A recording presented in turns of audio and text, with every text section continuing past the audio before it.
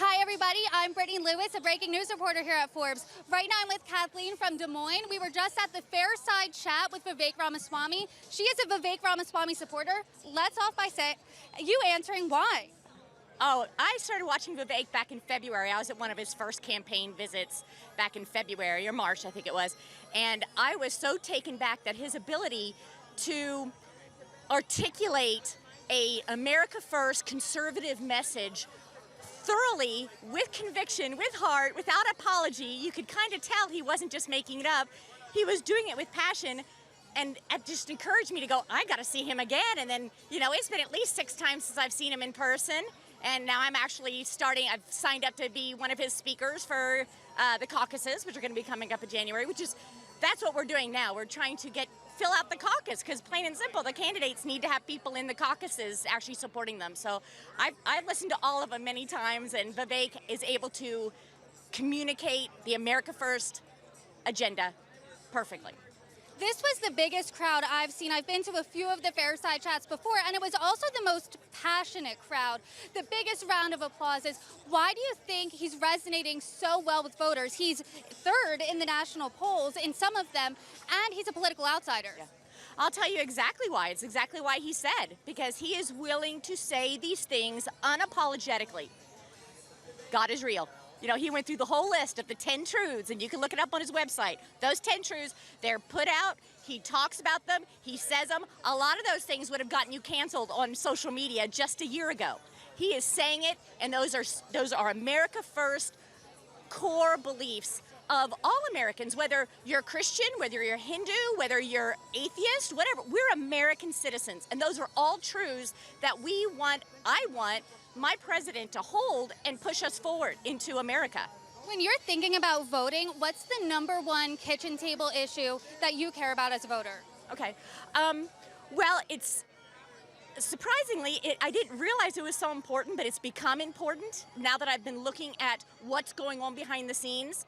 It is very important. After the West Virginia versus EPA, we have found out that there's a lot of things in DC that are being done, and that Congress has basically passed on all these things to different agencies, and that actually the people we elect are not the actual people who are running the country, that actually the people we elect are being run by the bureaucrats. So Vivek has a very clear plan, and since he is a constitutional lawyer, he knows exactly how he's going to do it, and he talked about that today. And I think people are just shocked. It's like, oh my gosh, you mean other presidents could have done this all along and they didn't? That's just what it is. I think Washington, D.C. needs to be brought to bear, and all those wonderful employees that are going to be let go, they need to come out into the public sector again, because we need you. We need you out in the public sector. During my time in Iowa, I've heard a lot that the people of Iowa don't think Washington understands them. Do you agree with that sentiment? And what do you think Washington, D.C. does not understand about Iowan people and voters? Very much what I just said. Washington, D.C., when you think about it, Washington, D.C. is actually a corporation, and it's a permanent state. It's a very large corporation.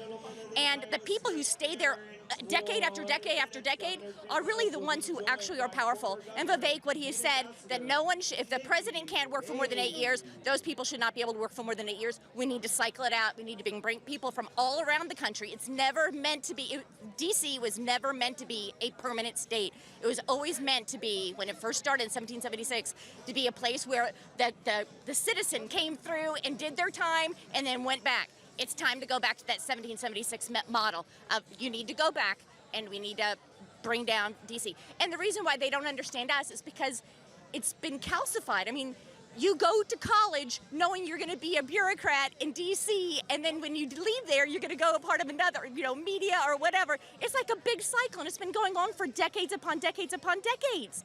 Look how many people have graduated from Harvard that's in the government. It's like the same university too. It's like they're all cycled out. They're all insular. They need to be brought to bear, and we need to get fresh movement in D.C. So you would be a fan of term limits for the Senate and Congress? That is secondary. That is something by the people. The people need to vote on that, okay? I think a lot of this will be eliminated if we can just make the corporation of D.C. actually brought to bear and actually where they work for us again instead of we working for the DC. That's what's happening. We work for corporate DC instead of the other way around. It needs to be brought to bear, and then we can talk about term limit for elected representatives, because we still have elections. We can always vote someone out of office, okay? And I love Senator Grassley. If we had term limits, oh my gosh, we would have lost all that wealth of experience that Grassley has. So I'm not a blanket. Elections are for that. These people in DC are bureaucrats, and they're not held to elections, and that's not right.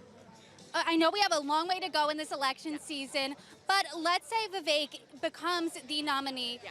Out of this crop of contenders or any Republicans, who would you like to see him pick as his running mate?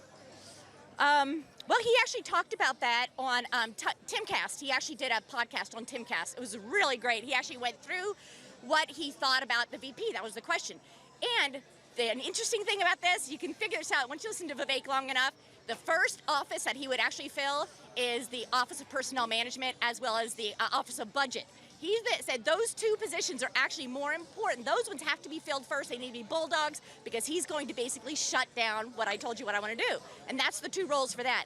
Then he said he would flesh out his cabinet and kind of make sure that his cabinet's square.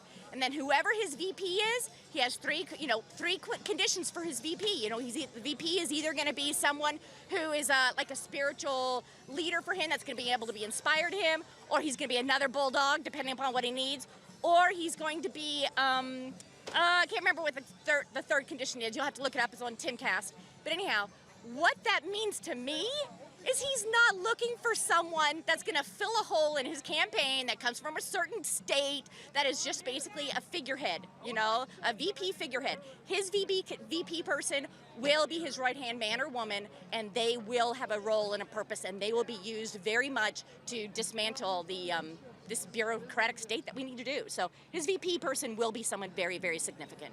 Do you think this will be a political outsider? Would you prefer it to be a political outsider? Like I said, that's going to be the last chase. It depends on who he gets through his cabinet. He says the cabinet is not as important as that, that personnel manager and the one who actually hires people. So what would I want to have it be? Gosh, to be honest, man, I wish Grassley wasn't so close to being done. But I mean, someone that is a titan of American history and knowledge and whatever. I would love to have a titan. You know what I mean? And but Vivek is not intimidated by anybody. He would not be someone who has to have someone who's beneath him. He is totally someone who's willing to work with anybody. You see that in the campaign trail, that he wants everybody on board. Kathleen, I appreciate the time. Thank you so much for joining me. You're welcome.